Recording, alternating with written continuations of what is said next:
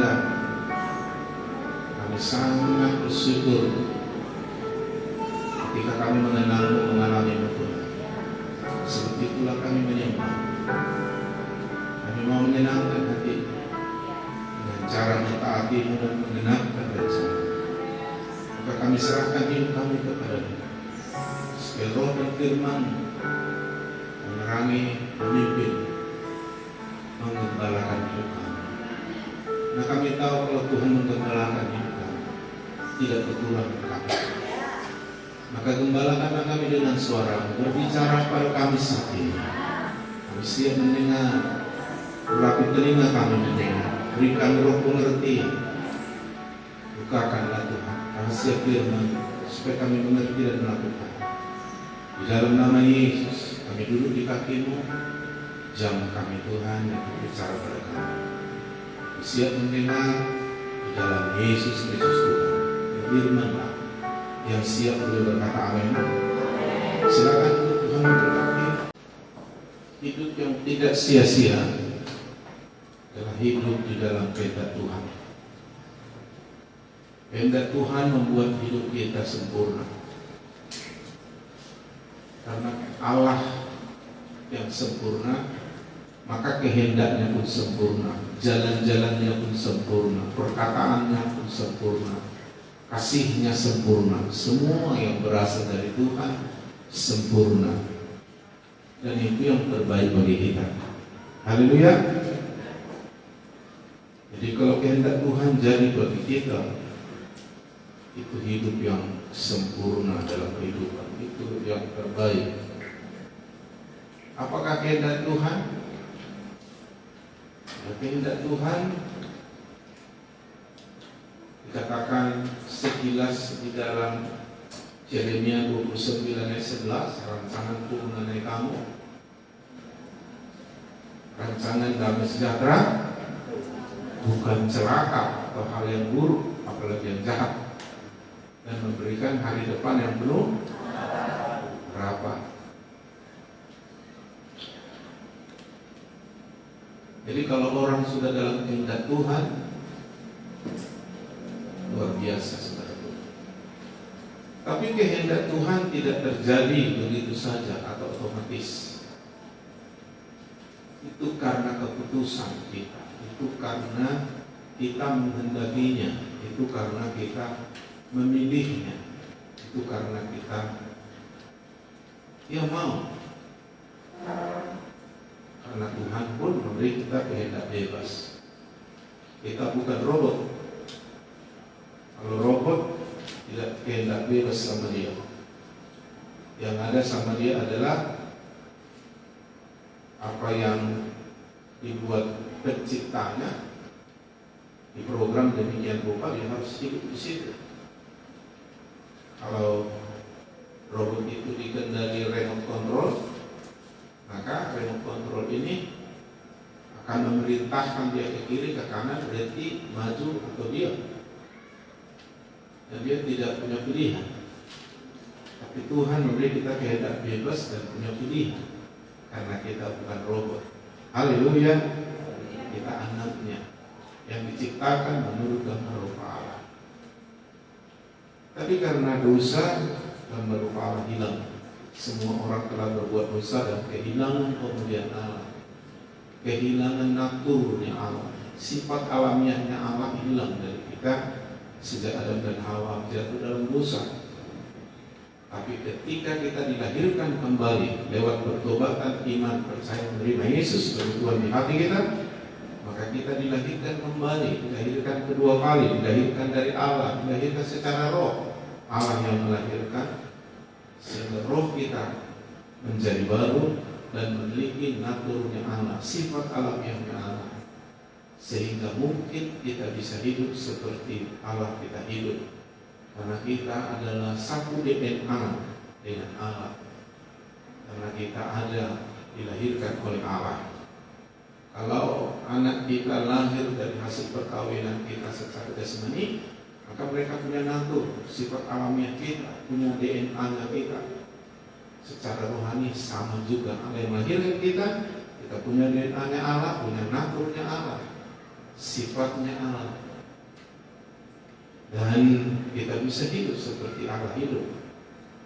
Hanya perlu ada keputusan. Haleluya. Kalau ikan diciptakan Tuhan, natur hidupnya di air, maka dia tidak bisa di darat. Walaupun dia hidup di darat, itu akan megap-megap dan pasti mati kalau nggak segera dibuat di air. Demikian burung juga, dia di udara, tidak bisa di laut atau di dalam air.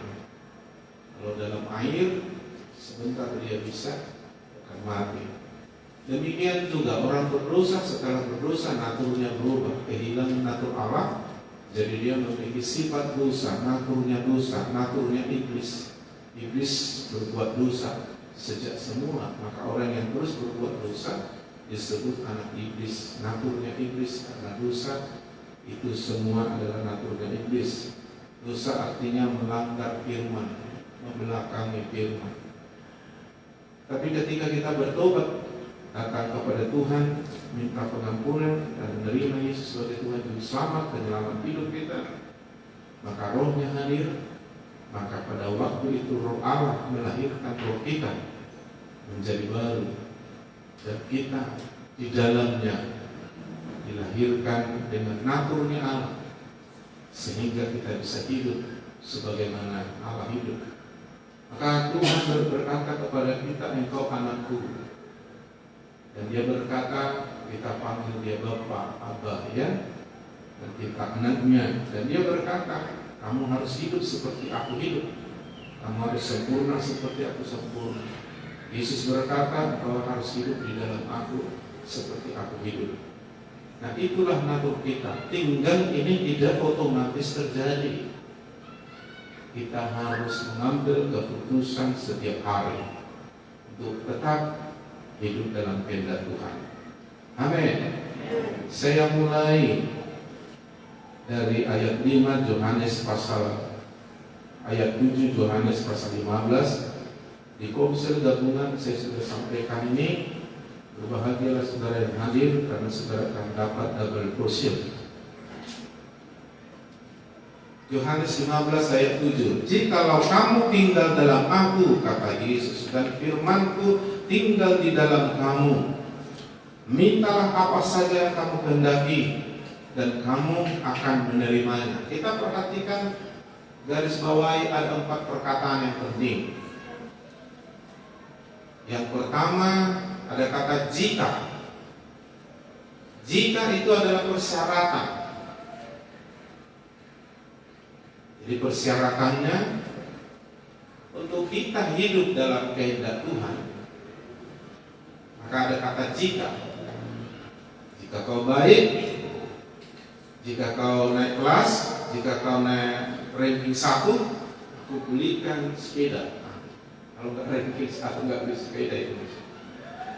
Jadi kalau syarat ini dipenuhi, maka kita hidup dalam kehendak Tuhan. Jika. Perkataan yang selanjutnya, tinggal dalam aku, tinggal dalam Yesus. Garis bawahi.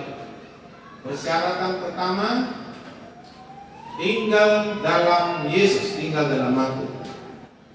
Persyaratan yang kedua, dan firman-Ku tinggal dalam kamu.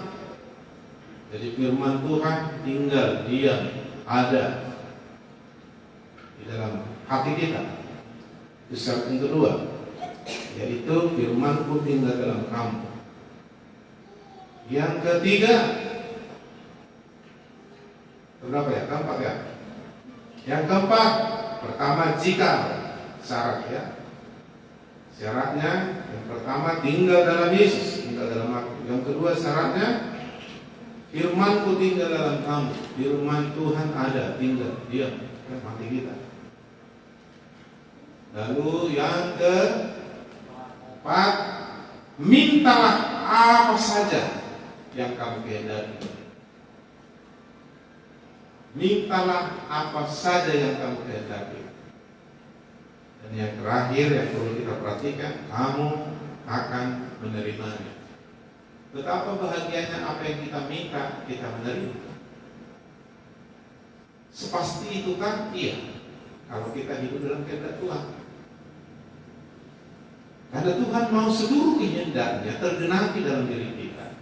Mulai dari keselamatan sampai hidup berkelimpahan. Karena Yesus datang untuk itu. Yohanes 10 ayat 10, iblis datang hanya mencuri, membunuh, membinasakan, tapi Yesus datang untuk memberi hidup. Hidup yang sesungguhnya. Dan hidup dalam segala kelimpahan, itu kehendaknya. Jadi kalau kita hidup dalam kehendak Tuhan, maka hidup yang kekal, hidup yang berkemenangan, hidup yang berbahagia, dan hidup mempunyai semua yang baik dalam kelimpahan. Itu maksudnya Tuhan. Kenapa? Karena Dia Bapa kita, Dia sumber kita, segalanya ada pada Dia. Maka siapapun, kata Mazmur 23 yang digembalakannya, tidak kekurangan. Mana ada manusia tidak berkekurangan? Hanya Allah yang tidak berkekurangan. Tapi ketika kita di dalam Dia, firman-Nya dalam kita menunggal, kita menyatu seperti ranting anggur ke pokoknya, pasti buahnya banyak dan yang baik. Dan dari situ kita tahu kehidupan ini dalam Tuhan atau di luar Tuhan, dalam kehendak Tuhan atau di luar kehendak Tuhan. Haleluya. Jadi yang terjadi dalam hidup kita itu bisa seizin Tuhan atau bisa kehendak Tuhan. Itu dua hal yang berbeda. Semua yang terjadi di bumi ini dan kepada manusia, bahkan pada malaikat pun, itu bisa seizin Tuhan atau kehendak Tuhan. Itu dua hal yang berbeda. Seizin Tuhan belum tentu kehendak Tuhan. Tapi kehendak Tuhan sudah pasti seizin Tuhan. Haleluya. Seizin Tuhan karena kita bebas memilih. Adam dan Hawa sudah diberitahu kehendak Tuhan. Jangan makan buah pohon yang ada di taman. Semua boleh. Tapi tentang pohon pengetahuan baik dan jahat, maksudnya jangan gunakan kehendakmu melawan firman-Ku. Sebab kalau kamu makan, kamu akan mati. Padahal banyak sekali pohon yang berbuah dan bagus boleh dimakan. Kenapa mesti ada memakan pohon yang dilarang Tuhan? Artinya lebih banyak yang baik daripada yang buruk sebenarnya.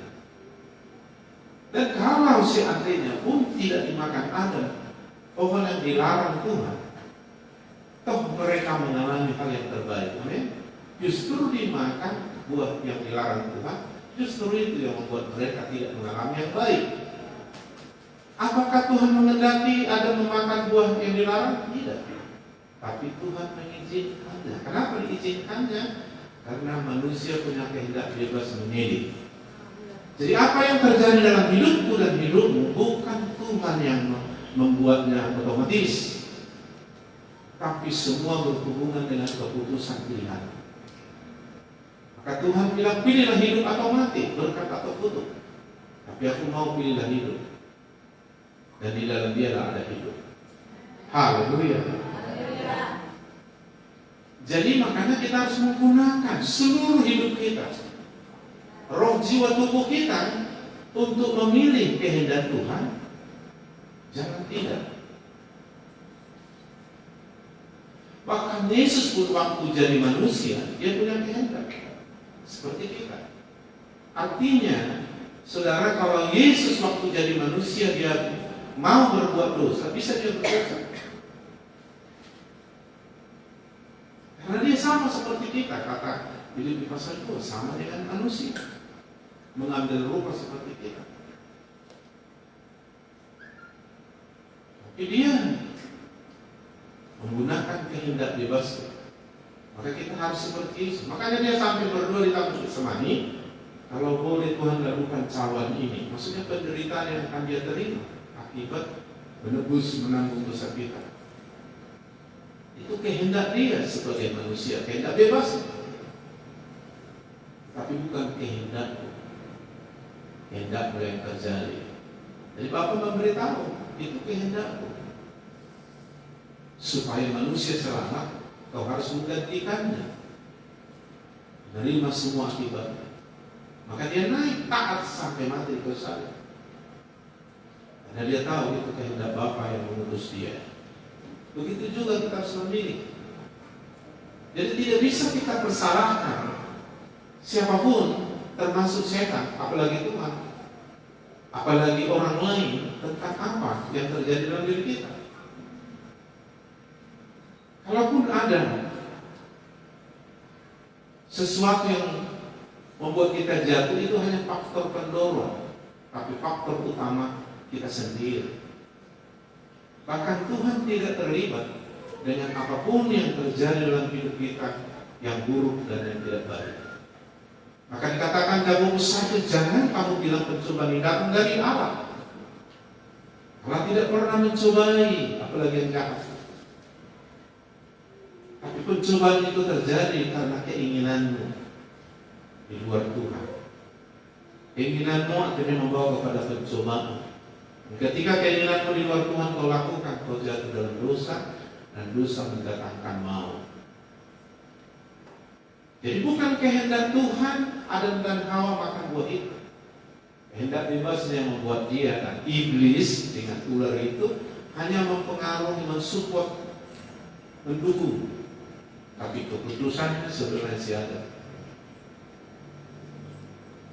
Itu sebabnya Anda harus menggunakan seluruh hidupmu, potensimu, tubuh jiwa rohmu untuk mengambil keputusan untuk hidup dalam kehendak Tuhan. Itu artinya saudara melakukannya dengan segenap hati, jiwa, akal, budi, kekuatan. Bahkan mengasihi Tuhan pun harus totalitas, segenap hati, jiwa, akal, budi, kekuatan. Dan semua yang kita lakukan ada akibatnya.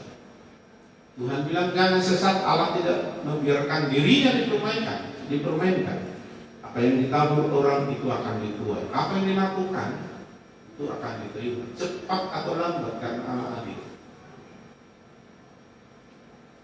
Maka lebih baguslah kita menggunakan seluruh potensi keberadaan kita untuk berjuang melakukan kehendak Tuhan. Amin. Kehendak Tuhan manusia ada berkelimpahan bersama dia, hidup dalam dia dan berkelimpahan. Ada banyak buah yang lain yang lebih bagus dari itu, lebih enak dari situ. Buah kehidupan contohnya ada di situ, dan yang lain-lain.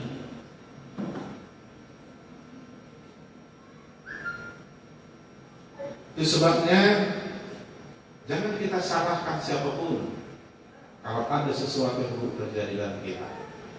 Jangan seperti si Adam, udah salah ditanya sama Tuhan, si Hawa ininya katanya. Bahasa lainnya kalau kita logikakan ini begitu, Adam, kenapa kau takut? Kau makan buah itu. Tuhan, perempuan yang kau berikan ininya memberikan kepadaku dan ku makan. Hawa, kenapa kau makan? Ularnya Tuhan. Nah itu kalau sifat-sifat kayak gitu ada, itu sifat alamiahnya Adam yang sudah berdosa.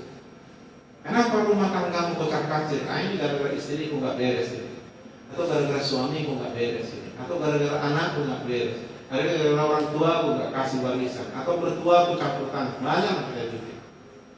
Itu hanya faktor pendukung, faktor utama kita. Makanya jangan menyelesaikan masalah dari luar diri kita, mulai dari diri kita.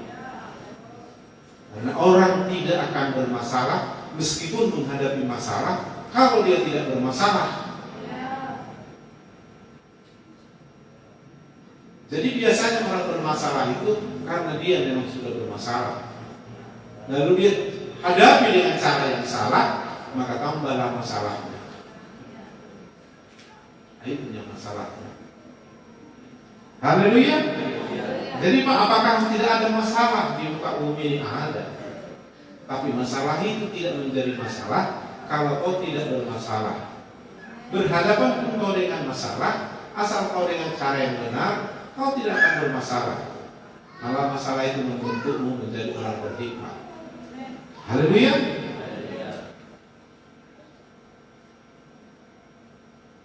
Jadi seperti itu bahasanya ya. Jadi bikin nanti diupdate status. Jangan update-nya macam-macam. Tiganya engkau. Kupikirnya kau rohani, rupanya rohani. Nyindir-nyindir. Kalau kulihat kamu seperti statusmu rohani, kenyataannya tidak itu. Nah, udahlah. Padahal kita sendiri belum tentu sudah rohani. Gak usah lah ya. Ya soalnya aku dulu pun kadang-kadang mau begitu. Pikir-pikir, ya, kok aku urusi masalah orang. Kalaupun aku mau mengurusi orang, aku bantulah dia keluar dari masalah. Haleluya. Jadi itu namanya jadi berkat. Amin. Oke lah. Jadi nggak ada masalah walaupun ada masalah. Amin. Selama kita tidak masalah, masalah itu hanya di luar diri kita. Jadi supaya kita hidup dalam kehendak Tuhan, inilah yang harus kita lakukan. Ini persyaratannya. Jikalau syaratnya tadi. Pertama tadi, tinggal dalam aku. Tinggal dalam Yesus. Sama. Hidup dalam Yesus. Kayak mana hidup dalam Yesus? Pergi ke surga lalu bersama Dia kita hidup gitu? Enggak. Di muka bumi pun kita bisa hidup dalam Dia. Caranya adalah hidup dalam firman dan rohnya. Amin. Jadi kita sudah belajar dalam seminar yang lalu hidup dalam roh. Hidup dalam roh itu hanya bisa dilakukan oleh orang yang memiliki roh Allah. Tidak semua orang memiliki roh Allah atau roh kudus. Yang memiliki roh kudus hanya orang yang sudah memiliki roh Kristus. Kapan roh Kristus ada? Saat kita bertobat, minta ampun datang kepada Yesus dan mohon ampun dan minta Dia menyelamatkan kita, dan kita percaya mengundang Dia dalam hati kita sebagai Tuhan Yesus. Maka Yesus hadir melalui rohnya dan roh Kristus hadir dalam hati kita. Haleluya. Yesusnya di surga, rohnya dalam hati kita. Nah, siapapun yang sudah memiliki roh Kristus, saat itu Roh Kudus akan datang, Roh Allah akan datang, melahirkan dia secara roh, melahirkan rohnya. Dan saat itu Roh Allah, yaitu Roh Kudus, tinggal dalam hati kita. Makanya tubuh kita jadi tempat tinggal Roh Kudus atau bait Allah. Kamu bait Allah, tempat kediaman Roh Allah. Haleluya. Nah, kalau sudah Roh Allah ada diam, tinggal kita belajar hidup dalam roh.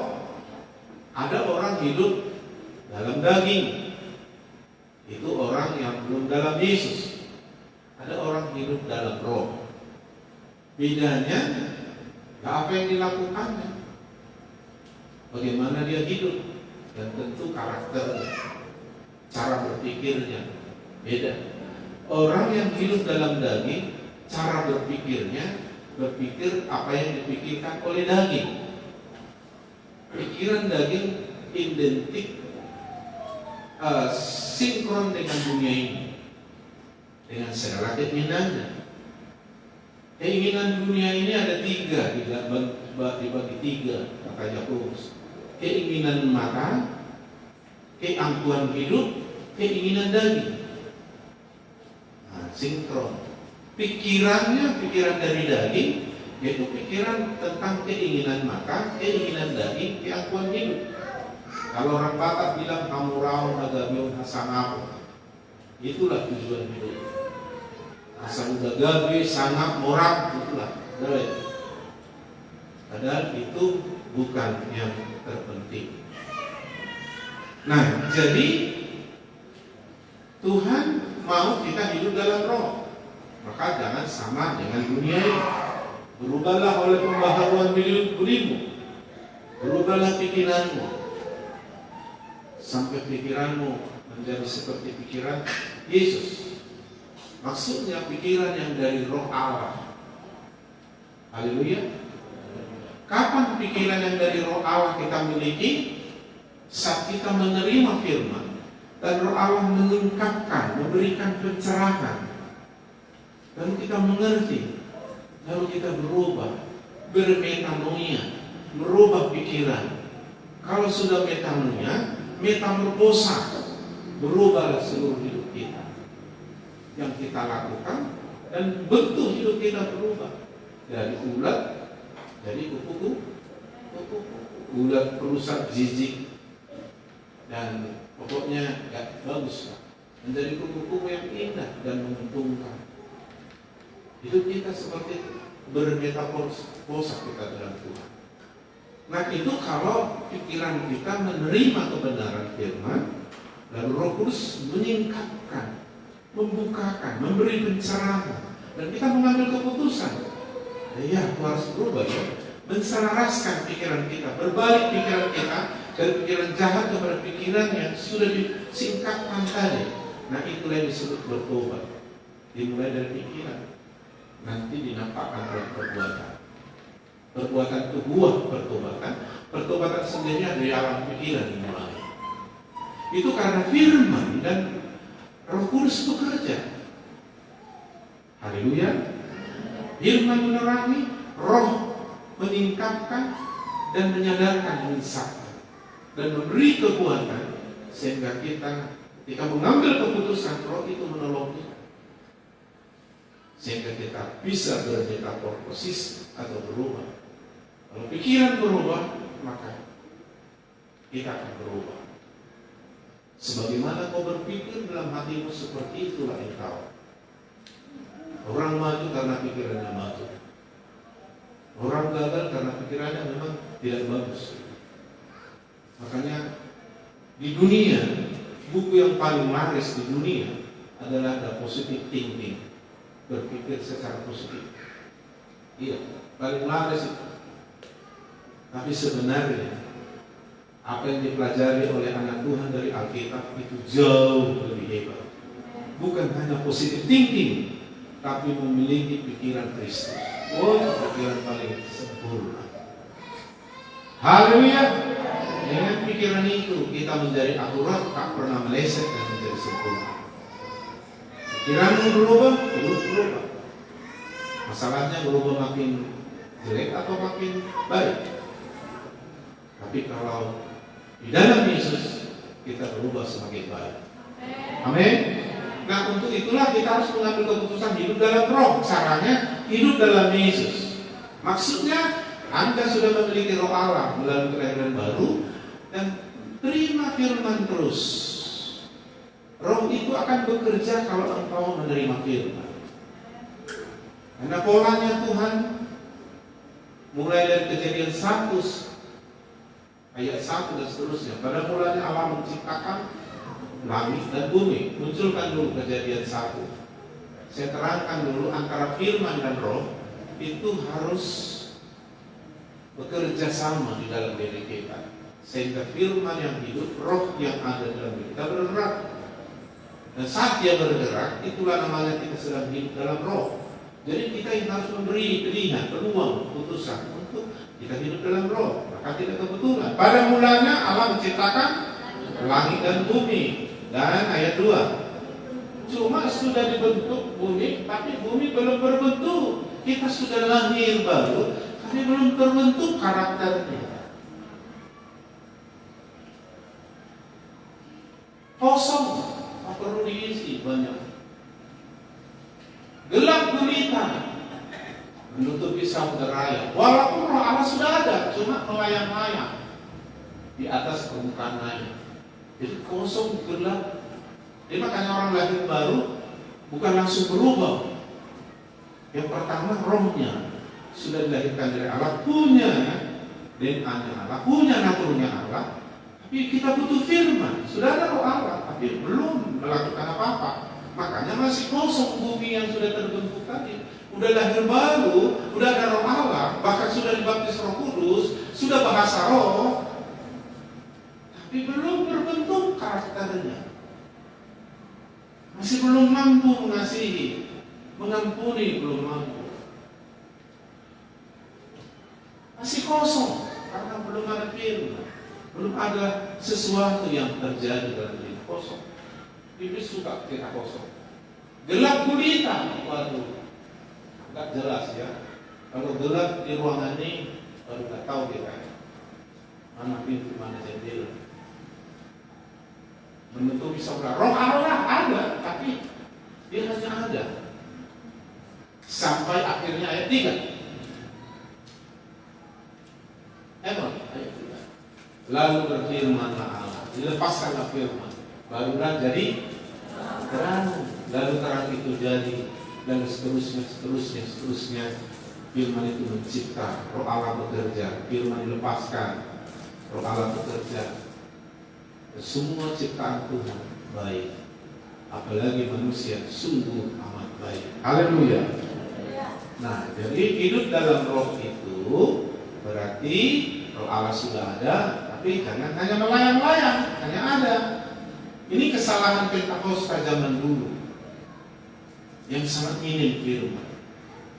Setiap pengumuman 10 hari, waduh, terima Roh Kudus, goyang-goyang, lompat-lompat, sukacita, bergetar-getar, bahasa roh. Siap itu, ya udah, tunggu tahun depan lagi. Dan berubah-ubah. Tidak ada pertumbuhan, bahasa rohnya pun gitu-gitu juga. Dari awal, sebutan segitu. Kenapa? Ya tidak bertumbuh rohaninya. Kalau anak-anak tidak bertumbuh dia secara normal, bilang mamanya, mama, papa, mimi, paling itu dia tahu. Coba bayangkan 10 tahun kemudian, 15 tahun kemudian, bapak, mama, mimi, itu berarti ada kesalahan ya. Jadi bahasa roh pun begitu. Tapi kalau dia udah bertumbuh, udah SD dia udah pandai dia ngomong. Nyanyi pun udah jelas artikulasinya. Nah, bahasa roh itu, jadi memang gak bisa buat, gak bisa ditiru. Oh, bapak itu bahasa rohnya gini, ditiru dulu, gak bisa juga. Kekristenan bukan meniru, tapi kehidupan. Amin. Nah, kenapa apa? Muncul itu. Jadi berfirman baru jadi. Maka Roh Allah sudah ada sama kita karena sudah yang dalam diri kita waktu kita sudah terima Yesus dari yang kembali. Nah, begitu datang firman masuk dalam kita, maka mulailah jadi. Kita diterangi, mulai jadi. Dibentuklah karakter kita dan sebagainya. Haleluya. Terus jadi. Nah, Yesus memulai lagi di dalam Yohanes pasal 1. Bukan Yohanes pasal 1. Yohanes pasal 1 bunyinya pada mulanya adalah firman. Firman itu bersama dengan Allah. Jadi firman tidak bisa pisah dengan Allah. Dan firman itu adalah Allah. Dan ayat 2. Ia pada mulanya bersama dengan Allah. Jadi tidak bisa pisah. Terus ayat 3. Segala sesuatu, tidak ada apapun, semuanya, segala sesuatu dijadikan, diciptakan oleh firman. Dan tanpa firman, firman, tidak ada sesuatu yang telah terjadi dari segala sesuatu yang telah dijadikan. Jadi supaya kita ini mengalami kehendak Tuhan, Roh Allah ada, dan firman datang kita terima, lalu jadi. Tanpa firman, Roh Allah tidak bekerja. Haleluya. Anda bisa bahasa roh, apa nggak ada firman, melayang aja dia. Makanya kita perlukan untuk merenungkan firman itu semua. Haleluya. Bicara, karena Tuhan mengajar begini ada kunci sukses kepada Yosua yang muda yang menggantikan Musa. Karena dia bilang, kamu gak bisa. Dia bukan senior, bukan pertama di dalam kepemimpinan Musa dia. Tapi Tuhan bilang dia yang menggantikan Musa. Begitu Musa bilang, aku masih muda, banyak kalilah keterbatasan. Tapi Tuhan kasih dia kunci, Yosua 1:8. Jangan lupa memperkatakan kitab Taurat dan renungkanlah itu siang malam supaya kau mengerti apa itu firman itu. dan kau bertindak hati-hati seperti itu, itulah yang membuat perjalanan berhasil dan beruntung. Itu adalah kunci suksesnya si Yosua muda bisa menggantikan seniornya si Musa dengan kualitas yang sama. Haleluya. Nah, begitu juga kita. Jadi ketika saya sampaikan kebenaran ini, lalu saudara renungkan di hapurutan ini, antarakan, kita saudara pun mengalami hal yang sama.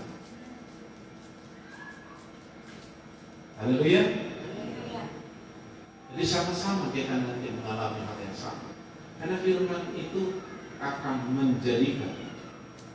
Kalau nggak ada firman, nggak ada yang jadi apapun. Makanya roh Allah melayang-layang, bumi masih kosong, belum gulita, belum berbentuk. Begitu datang firman, baru mulai jadi, mulai terang, mulai bumi berbentuk dan sebagainya. Demikian hidup kita. Terus firman jadi, bentuk, jadi. Hari lepas hari jadi bertambah. Makanya orang melakukan firman naik, gak pernah turun. Diberkati terus sampai berlimpah. Nah, itulah kehendak Tuhan. Nah, untuk hidup dalam kehendak Tuhan, syarat pertama tadi hidup dalam Yesus, tinggal dalam Yesus. Maksudnya apa? Itu tadi ada Roh Kudus, terima firman, Roh Kudus dan firman bekerja. Nah, saat firman dan Roh Kudus bekerja di dalam diri kita, maka kita sedang hidup dalam Roh, sama artinya hidup dalam Yesus. Amin. You understand? Thank you. That is it. Yang kedua, syarat yang kedua di Yohanes 15 ayat 7, kembali lihat. Syarat yang kedua adalah dan firman-Ku tinggal dalam kamu. Haleluya. Nah, supaya firman tinggal dalam diri kita, kita harus menerima firman yang kita dengar dan kita simpan di lubuk hati kita. Jangan sampai diambil, jangan sampai dilupakan. Makanya renungkan, pegang, simpan janjimu dalam hati, supaya aku jangan berdosa terhadap Engkau. Kerenung yang kesukaanku ialah Taurat Tuhan. Saking sukanya ku renungkan Taurat itu siang dan malam. Bukan hanya siang, bukan hanya malam, bukan hanya kebaktian, bukan hanya hapurutan. Artinya siang 12 jam, malam 12 jam, kecuali tidur mungkin. Itu pun bisa direnungkan, mimpi firman, ya, bisa saja. Nah, kalau sudah firman ada, kita tumbuh sesuai kehendak Tuhan. Katakan Mazmur pasal 1 ayat 3, ia akan seperti pohon tumbuhnya di tepi aliran langit. Pohon kebutuhan utamanya air. Percuma kau pupuk, kau semprot, tak ada air, mati itu pohon. Yang lain faktor pendukung, pupuk dan sebagainya. Kalau nggak ada air, kau pupuk itu satu guni, kau bikin satu apa, makin mati itu. Jadi kalau ada air, tanah jadi subur, ya kan? Maka begitulah orang yang memiliki firman, tinggal dalam firman. Untuk jika kamu tinggal, firman tinggal dalam kamu, ya artinya kita yang menerima firman, tapi kita tinggal dia, tapi dia hidup dan bekerja dalam diri kita. Makanya jangan malas untuk mengejar firman. Cari dahulu kerajaan Allah, terutama terpenting, maksudnya firman. Kalau sudah dapat itu, semua yang dicari orang-orang di dunia itu menjadi tambahan bagi kita. Bukan utama, tambahan, bonus, bahkan hadiah. Itu maksudnya. Sehingga kita tumbuh karena kebutuhan utama sudah dapat. Air, itu firman. Sehingga menghasilkan buah pada musimnya. Kalau sudah musimnya buah, ya buah. Kenapa ada istilah sawit terek? Menurut orang-orang ahli pertanian, ada hujan harus dibutuhkan pada waktu dia mau berbunga. Ada hujan yang dibutuhkan pada waktu dia mau berbuah. Kalau Alkitab bahasakan hujan awal, hujan akhir. Hujan menanam, hujan awal, hujan mau menuai, hujan akhir. Nah, jadi kalau nggak datang itu pada musimnya hujan itu, maka tidak berhasil dia berbuah. Trek, istilah orang punya sawit. Kita enggak. Kita seperti pohon korma, berbuah terus, bukan karena musim hujan atau musim kemarau tidak berbuah, enggak. Karena pohon korma tidak bergantung kepada iklim, pada hujan, apalagi sungai nggak ada. Di padang gurun pun dia bisa tumbuh subur, asal akarnya mendapat air di dalam tanah. Asal kita memiliki firman, tinggal dalam Yesus, ada firman dalam diri kita. Kita seperti pohon korma yang sudah memiliki akar mencapai sumber mata air dalam tanah. Sumber hidup kita adalah Tuhan, sumber berkat dan segala sesuatu. Maka pohon yang ada di tepi aliran air, tak datang pun hujan, tak musim hujan pun, bahkan musim kemarau pun, dia nggak pernah berbuah. Karena dia nggak membutuhkan hujan awal, hujan akhir. Hanya pohon yang nggak di tepi sungai. Maka berbuah pada musimnya, dan tidak layu daunnya walaupun musim panas kemarau. Saudara bisa buktikan ada bunga di pot. Nah, bunga itu kan membutuhkan hujan atau kasiran. Pada waktu dia kering tidak kasiran, tak datang pula hujan, datang panas terik, layu dia. Melos kalau bahasa Batak, mahiu kalau bahasa Tuhannya. Kalau nggak cepat dikasih air, mati dia. Nah, maka pohon ini nggak pernah layu meskipun musim kemarau panas terik. Daunnya tidak, karena Tuhan nggak pernah mahiu. Tahu mahiu? Layu kalau bahasa Indonesia mahiu. Bangun tidur udah mahiu.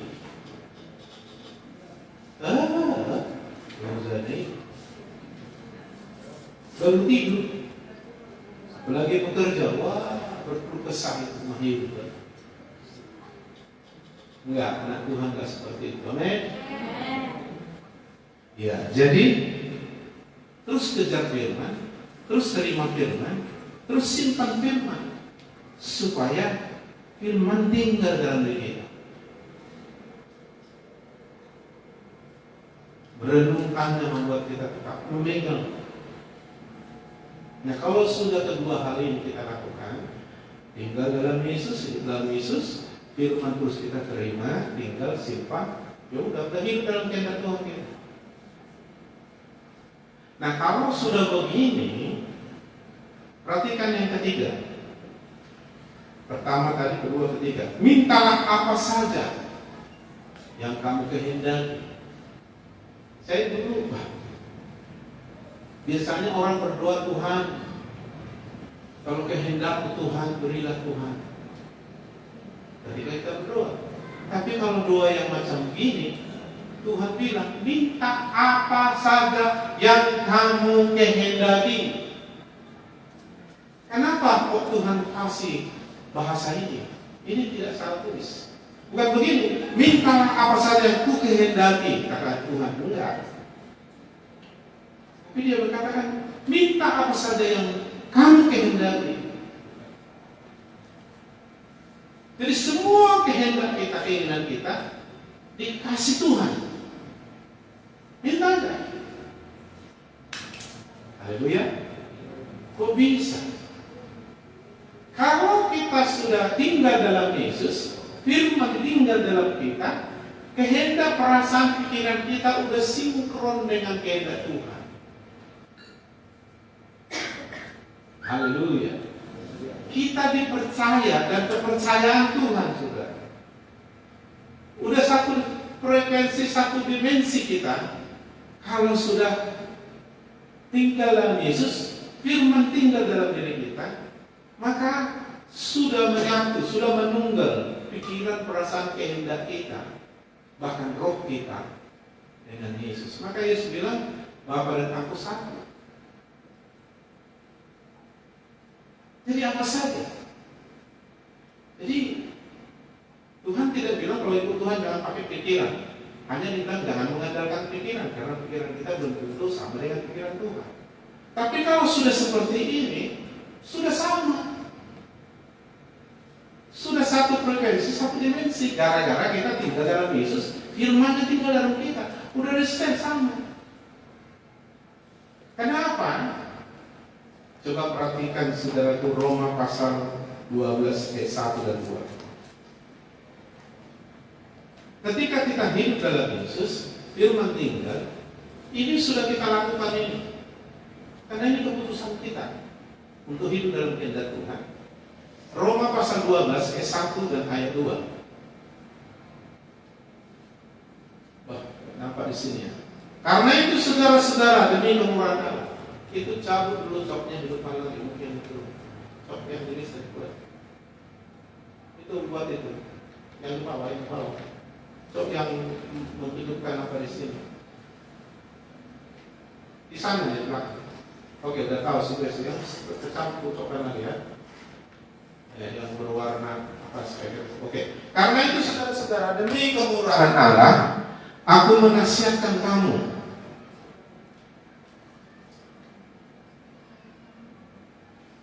Ya. Oke. Menasihatkan kamu supaya kamu mempersembahkan tubuhmu. Kalau zaman dulu domba dibawa mewakili dia. Domba yang tak bercacat celah, umur setahun ya, dibawa, dipersembahkan di mezbah, menggantikan dia.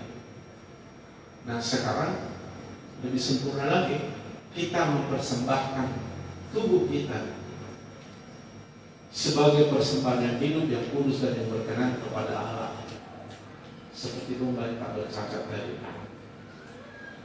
Serahkan. Nah ini keputusan supaya kita jangan hidup menurut daging, tapi kita hidup dalam kehendak Tuhan. Makanya dipersembahkan tuh sehingga kita nggak terganggu dengan keinginan daging, dengan pikiran daging. Iya. Dan seterusnya. Kalau persembahkan itu karena kehendak kita mau hidup dalam kehendak Tuhan, persembahkan tubuh dan dikatakan itulah ibadah yang sejati. Itu persembahan yang paling ya kehendak Tuhan. Itulah ibadah yang sejati. Lalu setelah itu jangan kamu serupa dengan dunia ini. Dunia ini cara berpikirnya hanya 3 hal tadi: keinginan mata, keinginan daging, yang hidup. Jangan serupa. Jangan pikiran dari daging, pikiran dari dunia. Tapi berubahlah oleh pembaharuan budimu. Berubahlah mindset cara berpikir. Itu lewat firman dan Roh yang bekerja. Mengubah kita. Kamu bersih karena firman yang kukatakan. Kuduskanlah mereka dalam kebenaran. Firman adalah kebenaran. Kata Yesus Yohanes 17:17. Ya. Dan dikatakan seperti itu. Jadi kalau sudah ada pembaharuan di pikiran, nah pikiran kita udah sinkron. Yang berubah itu, tadi kan bumi masih kosong belum bertumbuh gulita kan. Begitu Roh Allah sudah ada, firman masuk, jadi terang, jadi berbentuk, tidak gulita lagi. Pikiran kita jadi terbentuk, sehingga pikiran yang sudah dibaharui tadi dapat membedakan manakah kehendak Allah. Jadi pikiran kita pun jadi tahu mana kehendak Allah. Apa itu kehendak Allah? Apa yang baik. Yang kedua, yang berkenan kepada Allah. Yang ketiga, yang sempurna. Yang baik berkenan kepada Allah yang sempurna.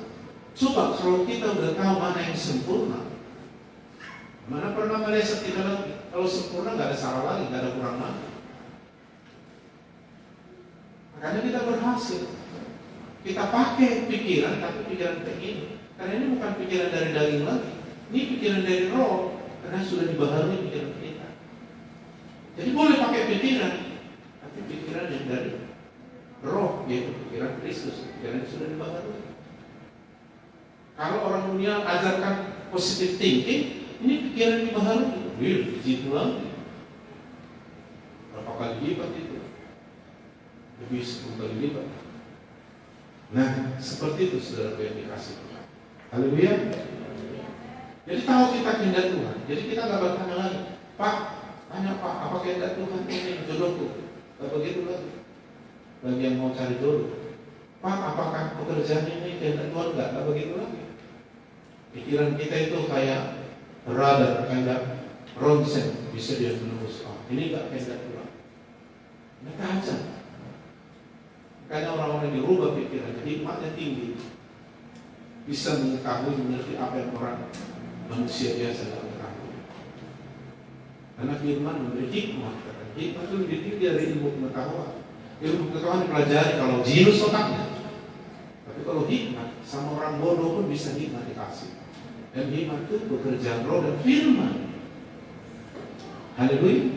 Bila aku bertemu dengan firman, aku lebih bijak, lebih berhikmat dan berpengalaman, kata kita.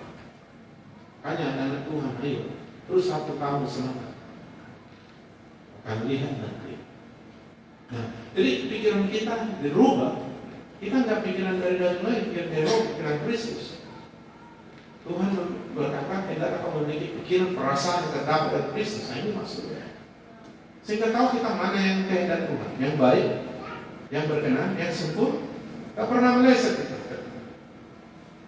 Makanya apa saja diperbuatnya, karena nggak meleset, dia tahu ini yang sempurna, yang terbaik. Dari yang nggak baik, yang salah, yang baik, dan yang terbaik. Nah itu luar biasa.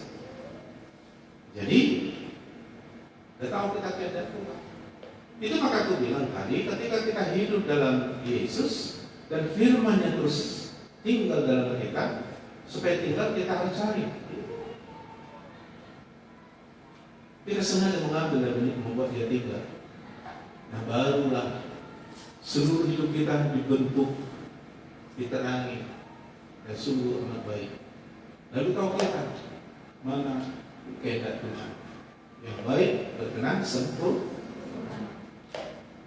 Nah udah, maka kehendak kita, pikiran itu sudah sinkron. Maka Yohanes pasal 5 ayat 7 kata Yesus, mintalah apa saja kamu kehendaki. Bukan yang Tuhan kehendaki, kamu kehendaki. Kalau sudah ingin syaratnya. Syaratnya 2, minta. Makanya perlu kehendak, perlu cita-cita. Tuhan, apa yang kau hendaki? Tidak ada kehendak. Apa yang kau ingin? Tidak ada. Ya Tuhan, tidak ada buat. Dia bilang, minta apa kau hendaki? Aku mau bangun rumah 2,5 tingkat Tuhan. Gimana? Minta ada. Haleluya. Aku mau beli mobil Tuhan. Tak perlu ditanya Tuhan, mau kemana mobil itu? Udah tahu nih. Pikiran udah tahu dia, karena pikiran sudah dalam dia. Tuhan kan mau tahu kan? Nah ini pikiran dalam roh ini, udah sempurna, udah minta apa saja.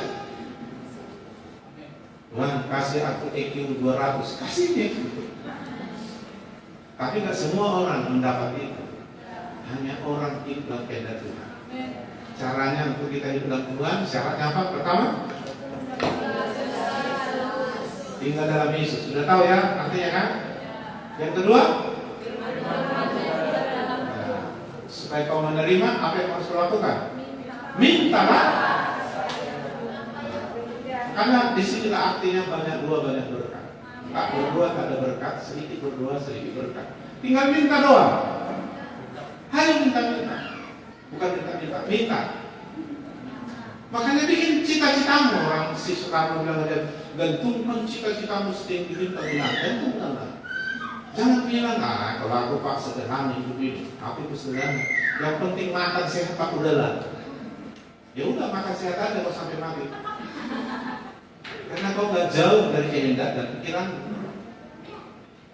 Sejauh matamu memandang, jalanilah semua kuberikan kepadamu. Ya, bisa nggak kau melihat itu? Jadi Tuhan bilang bagi orang percaya seperti kita ini tidak yang satu. Maksudnya unlimited, tidak terbatas. Kau yang membatasi, bukan dunia, bukan Tuhan. Makanya kembangkan dirimu, potensi. Nah, di dalam Tuhan kita bisa bertumbuh. Haleluya. Makanya aku percaya kamu ini hebat nanti. Bahkan bisa hidup sehat sampai mati. Ikutin aja dari sini. Jangan macam-macam bergereja. Haleluya. Ini tujuan kita, supaya kita belajar hidup dalam Yesus. Firman kita dapat supaya tinggal dalam hati kita. Jangan firman aja itu aja. Ya itu aja dapat menanti kan. Kau harus terima firman pemulihan, firman berkat, firman keselamatan, firman firman kekuatan, firman kesembuhan. Ada itu semua. Nah, setiap waktu Tuhan akan beri itu.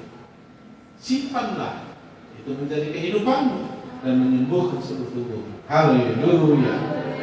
Nah, kalau udah kehendak Tuhan, minta apa saja. Makanya minta aja sama Tuhan. Kalau udah begini, ya memang walaupun kita belum begini, tetap minta lah. Mudah-mudahan Tuhan berkenankan begitu. Jadi kalau ini kan mudah-mudahan lagi, udah akurat ini. Minta apa saja.